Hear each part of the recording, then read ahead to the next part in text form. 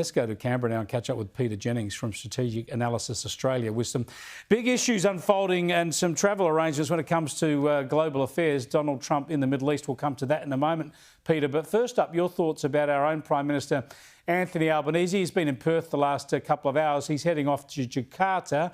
Is that wise? Indonesia's a good place to go, isn't it, for his first overseas visit as the re-elected Prime Minister? Yes, I wouldn't argue with that, Chris. I think it does make sense, and we've long wanted to build a closer relationship with Indonesia, but failed to do so. I don't think we're going to get much more than a very surface relationship between Prabowo and Anthony Albanese. I find it quite remarkable that, not that many years ago, Prabowo was banned from travelling to the United States because, as a general in the Indonesian military, he'd been involved in, I believe the phrase is, alleged human rights abuses in Papua and East Timor. The Americans backed down on that after he became Defence Minister. But as President, Prabowo has tried to change his personality. There's been lots of TikTok videos of him dancing, presenting himself as a cute grandfather. That's the phrase that's used. So maybe Albanese will have that much in common with him, that they now want to look like their sort of cuddly elder statesman. But don't expect that there's going to be much substance. The cute grandfather and the handsome boy, hey? What a meeting. Tell me, do you expect we'll get any more clarity out of this visit when it comes to Russia's defence overtures for permanent basing of aircraft in Indonesia?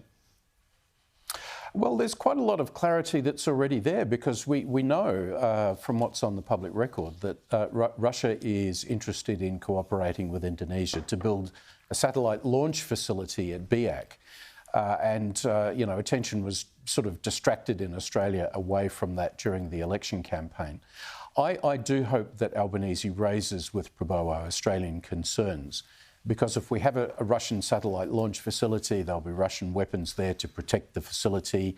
Once you've got something that can launch satellites, you can also put warheads on that technology as well. So this is a strategic game changer, and we should be concerned about it more than we are. And it's certainly something that Albanese should raise with Prabowo, even if that's something that just happens in private. Yeah, we may never know about it, but let's hope that happens in pretty strong terms. Let's go to Donald Trump in Saudi Arabia. He announced a lot of investment deals, a lot of cross-investment arrangements with Saudi Arabia. That's not surprising, but he's also agreed to lift all sanctions against the Syrian regime. Here's Donald Trump. I will be ordering the cessation of sanctions against Syria in order to give them a chance at greatness. The sanctions were brutal and crippling and served as an important function, nevertheless, at the time. But now it's their time to shine. It's their time to shine. We're taking them all off. What's going on here, Peter? Is this the US trying to encourage a disengagement of Syria from Iran's reign of influence? Yes, I find this a very surprising decision, because we have to remember that the new Syrian leader who ousted President Assad has a background of being an Islamist extremist, jihadist.